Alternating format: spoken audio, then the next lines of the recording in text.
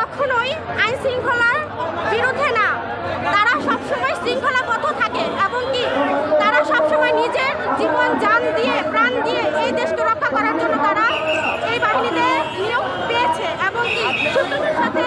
এই পর্যন্ত যারা চাকরি করে আসছে তাদেরকে সুযোগ দিলে তারা অবশ্যই এইভাবে সততার সাথে আজীবন চাকরি করে যাবে এবং কি এটা তাদেরকে সুযোগ দেওয়া হোক।